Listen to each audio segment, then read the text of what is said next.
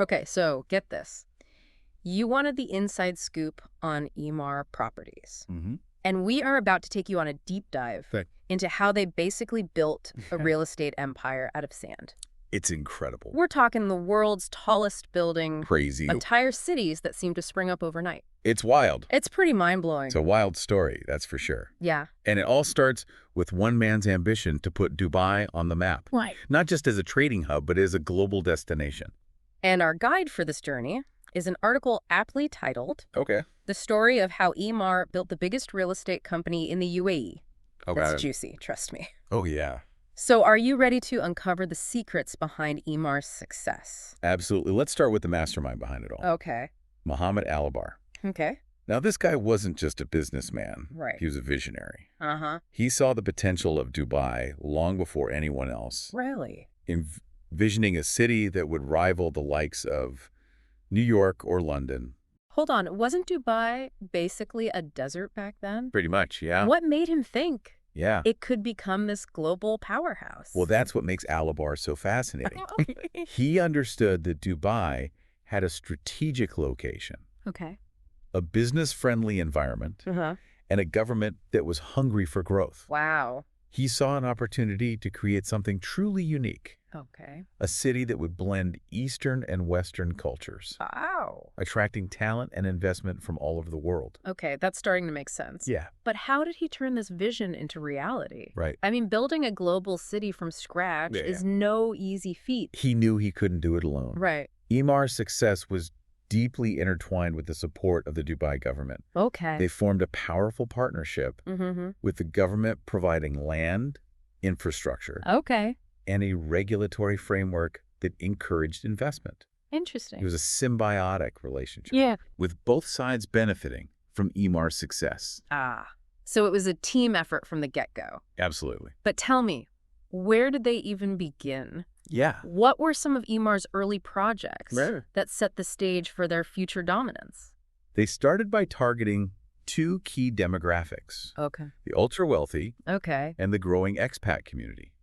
Makes sense. Think about it. Dubai was attracting a lot of foreign professionals at the time. Right. And they needed somewhere to live. Right. Yeah, of course. Yeah. So how did Emaar cater to these different groups? I Sure. mean, were they building luxury villas for the elite and cramped apartments for expats? Not quite. Okay. They took a more nuanced approach. Okay. For the elite, they created Emirates Hills, Mm-hmm. envisioned as the Beverly Hills of Dubai. Oh, wow. Sprawling mansions, Fancy. lush landscaping, Nice. and a level of luxury that was unheard of in the region. Wow. So they were aiming for the top of the market right from the start. Absolutely. But what about the expats? Yeah. Did they have to settle for less glamorous accommodations? Actually, no. Really? Emaar recognized that the expat community valued quality Right. and a sense of community. Makes sense. So they developed projects like The Greens, Okay. offering mid-rise apartment complexes with stylish designs, Uh-huh. amenities, Okay. and a focus on creating a vibrant community atmosphere. So they weren't just building houses, they were building lifestyles. Exactly. And that dual approach, catering to both the elite and the aspirational middle class, Yeah, was pretty clever, wasn't it? absolutely. Yeah. It showed that Emaar understood the evolving needs of the city Uh-huh. and wasn't afraid to experiment with different market segments. Interesting. But their real game changer, Okay.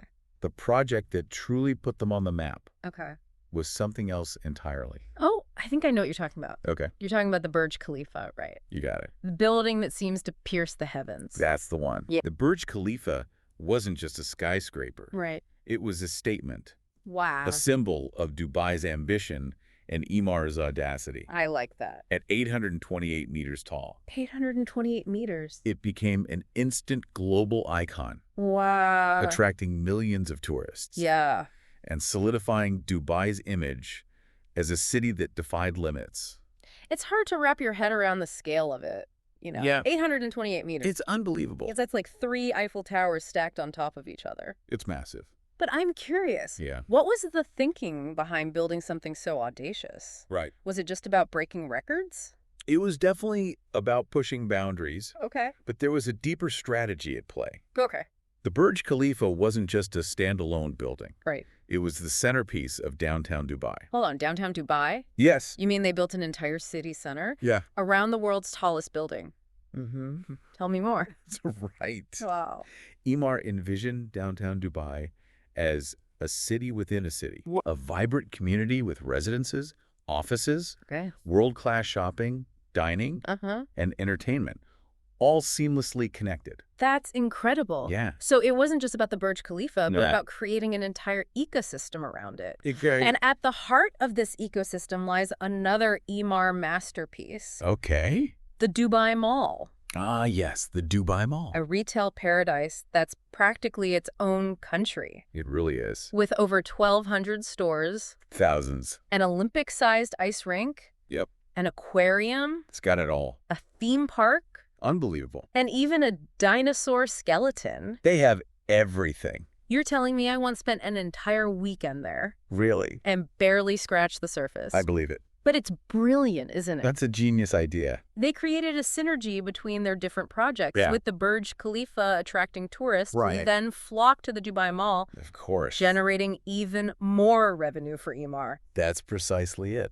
Emar's approach to development was incredibly strategic. Yeah, They created destinations that would attract people from all over the world, right. generating a constant stream of tourism and investment. It's amazing. Yeah. But their ambition didn't stop there. It did not. Oh, I bet it didn't. No. They had conquered Dubai. Yeah. What was next? Right. World domination. Oh, well, you could say that Right. with their success in Dubai, Emaar set their sights on the global stage. Okay. But that's a story for another time. All right. You've got me hooked. Good. But before we move on, Yeah. I have to ask, Okay. was this focus on luxury Yeah. and mega projects sustainable? Hmm. Did they face any criticism for, Yeah. maybe contributing to inequality Right. or neglecting other segments of society? That's a great question. Yeah. And it leads us to a pivotal point in Emar's journey. Okay. The 2008 financial crisis. Oh, boy. How could I forget? Yeah. The world economy basically went into meltdown. It's a disaster. What happened to Emaar during that time? Right. Did their empire crumble? Well, it was definitely a challenge, a test of their resilience. All right. But instead of panicking, Okay. they made some bold moves to adapt to the new reality. Oh. And that's what we'll pick up in the next part of our deep dive. All right. I can't wait to hear how they weathered that storm. It's a good one. This is getting good. Oh, yeah. All right. So last time we were talking about Emar's incredible rise, Yeah. their visionary leader, Mm-hmm. and how they basically reshaped Dubai with these mega projects like the Burj Khalifa and the Dubai Mall. It's an incredible story. But then the 2008 financial crisis hit. Right. What happened to Emar's grand plans when the world economy went into a tailspin? Well, imagine this. You're at the top of your game, Okay. building the tallest building in the world, Right. creating these incredible destinations, Yeah. and suddenly the rug is pulled out from under you. Oh, wow. That's basically what Emaar faced during the financial crisis. I can't even imagine the pressure Yeah, they must have felt. it was immense. I mean, Dubai was booming, Right. and then bam, Yeah. everything comes to a screeching halt. It all changed overnight. Did they just hunker down and wait for the storm to pass? That's what many companies did, Right. but not Emaar. Really? They took a different approach, Okay. one that actually surprised a lot of people. What did they do? Instead of retreating, Okay. they doubled down on their commitment to Dubai Wow. and made some strategic moves that would ultimately shape their future. Okay, now I'm really intrigued. Yeah. What kind of strategic moves are we talking about? Did they just keep building skyscrapers, hoping for the best? No, they were much smarter than that. Okay. They realized that the real estate market was going to be volatile for a while. Makes sense. So they needed to diversify their revenue streams. Right. Up until that point, they were heavily reliant on property sales, Okay. which were obviously taking a hit. So they branched out into other areas. Like Yeah. what? Did they start selling luxury cars or something? Well, not quite. Okay. They focused on sectors that complemented their existing strength Okay. and catered to the evolving needs of Dubai. Mhm. Remember, they were already masters at creating destinations. Right. So they leveraged that expertise. I see where you're going with this. Okay. They expanded into retail, hospitality, Hmm. and entertainment, right? Exactly. Ugh. They ramped up their investment in shopping malls, Like the Dubai Mall. like the Dubai Mall, Yeah, which was already a huge success. that's true. They also expanded their hotel portfolio Uh-huh. with the Address Hotels, Okay. a luxury brand that catered to both tourists and business travelers. Very nice. And they invested in entertainment venues, Nice. creating attractions that would draw in visitors from all over the region. That's pretty brilliant, actually. Yeah. While other developers were struggling to stay afloat, Emaar was creating these new revenue streams Right? that would make them less vulnerable Exactly. to fluctuations in the real estate market. It was a bold move. Yeah. And it paid off Wow. by diversifying their portfolio. Okay. Emaar was able to weather the storm Uh-huh. and emerge from the financial crisis in a stronger position than many of their competitors. So they basically turned a crisis into an opportunity. Yeah, I mean, That's impressive. it's pretty remarkable. But did this shift in strategy change their overall vision? It's interesting you ask that. Yeah. Because their vision did evolve, Okay. but not in the way you might think. They didn't abandon their ambition to build landmark structures. Right. They simply became more strategic Okay. and selective. So it was less about building the tallest, shiniest thing and more about building the right thing at the right time. Precisely. Oh. They understood that the world had changed, Right. and they needed to adapt their approach. Mm-hmm. They became more focused on creating sustainable communities, Okay. incorporating green building practices, Got it. and integrating their projects into the existing urban fabric. That makes sense. Yeah. It's not just about building for the sake of building anymore. It's about Yeah. creating spaces that are both impressive and responsible. I agree. So how did this new, more nuanced approach play out in their global expansion? Because remember, Yeah. they were just starting to venture outside of Dubai when the crisis hit. Well, that's where things get even more interesting. Okay. They didn't let the financial crisis deter them from their global ambitions. Oh, In fact, they saw it as an opportunity to enter new markets really? that were less affected by the downturn. Okay, now we're talking about Emaar going global. Yeah, This is the part of their story I've been waiting for. I know, it's exciting. Where did they go? So, What kind of projects did they take on? Right. Did they try to replicate their Dubai model in other parts of the world? that's a great question. Yeah. And it leads us to a deeper understanding of how Emaar operates. Okay. They didn't just blindly copy and paste their Dubai model. Okay. They understood that different markets have different needs Makes sense. and cultural nuances. So they adapted their approach. Exactly. They weren't afraid to change things up. They were flexible, Okay. willing to learn from local partners Mhm. and tailor their projects to the specific context of each region. Interesting. This adaptability was crucial to their success I bet. as they expanded into countries like Saudi Arabia, Egypt, Wow. Turkey, and even India. Wow, they were really spreading their wings. They were ambitious. But how did they maintain their brand identity? Right. Their commitment to luxury and quality Yeah. while adapting to these diverse markets? I mean, that's a tough balancing act, isn't it? It is, and that's where their core values really shone through. Okay. They didn't compromise on their commitment to excellence, but they also recognized that luxury can mean different things in different cultures. So they were flexible in their interpretation of luxury, Yes. but they never strayed from their core principles Right. of quality and attention to detail. Exactly. That's impressive. It is. But tell me, did they face any challenges or setbacks Yeah. as they navigated this global expansion? Of course. I mean, it couldn't have all been smooth sailing, right? Well, as you can imagine, Yeah. expanding into new territories always comes with its fair share of Yes. challenges. Right. They had to navigate different regulatory environments, I bet. cultural sensitivities, Huh. and sometimes even political complexity. Oh, I bet there were some interesting stories there. I'm sure there are. But I'm guessing they managed to overcome those hurdles. For the most part, yes. Okay. Their ability to adapt, Uh-huh. their willingness to learn from their mistakes, Right. and their commitment to building strong relationships with local partners Okay. were key to their success. And that brings us to a crucial question. Okay. What impact did this global expansion have on Emar's overall legacy? That is the million-dollar question. It is. Did they become a truly global brand? Or did they lose something along the way? Right. Did their focus on international markets come at the expense of their commitment to Dubai? Yeah. So many questions. All valid questions. Yeah. And that's what we'll explore in the final part of our deep dive. All right, I'm on the edge of my seat. It's a good one. Let's get to it.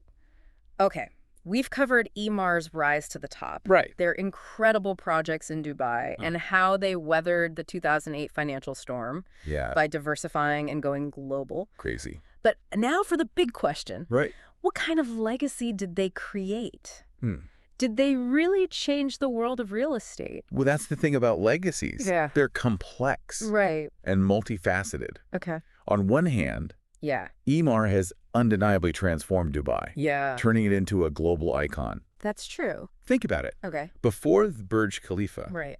how many people outside of the Middle East really knew about Dubai? That's a good point. Not many. They put Dubai on the map, Absolutely. not just as a tourist destination, Right. but as a hub for business, innovation, Yeah, and even architecture. for sure. Speaking of which, Okay. did Emar's approach to building, those massive mixed-use developments Right. actually catch on? Oh, absolutely. Really? Yeah, Emar's model of creating these cities within cities, Okay. where you have everything you need in one place, Yeah. became incredibly influential. Wow. You see it all over the world now. Like where? From Hudson Yards in New York Okay. to Canary Wharf in London. Oh, wow. It's become a blueprint for urban development in the 21st century. So they didn't just build impressive structures, they actually changed the way we think about cities. Exactly. That's a pretty powerful legacy. It is. But what about the impact on Dubai itself? Yeah. Did Emar's focus on luxury and attracting foreign investment benefit everyone? Right. Or did it create some unintended consequences? That's a crucial question. Yeah. And it's where the conversation about Emar's legacy Yeah. gets a bit more nuanced. Okay. There's no doubt that their projects created jobs, Right.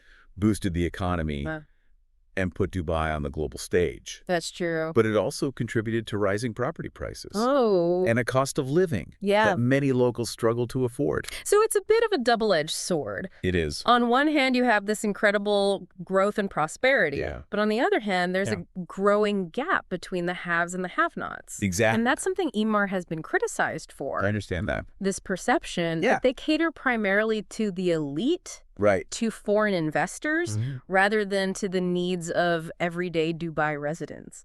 I can see how that would create some tension. It does. Did Emaar ever try to address these concerns? Did they adjust their approach to development to be more inclusive Right. and sustainable? Well, it's not a simple yes or no answer. Okay. Emaar has definitely made efforts to incorporate more affordable housing into their projects, Okay. and they've become much more vocal about their commitment to sustainability Uh-huh. and environmental responsibility. So they're evolving, Yeah. trying to find that balance between ambition and responsibility. I think so. But have they been successful? That's hard to say. I mean, has Dubai become a more equitable and sustainable city Right. because of Emar's influence? That's a question that's still being debated. I see. Some argue that Emar's projects, Yeah.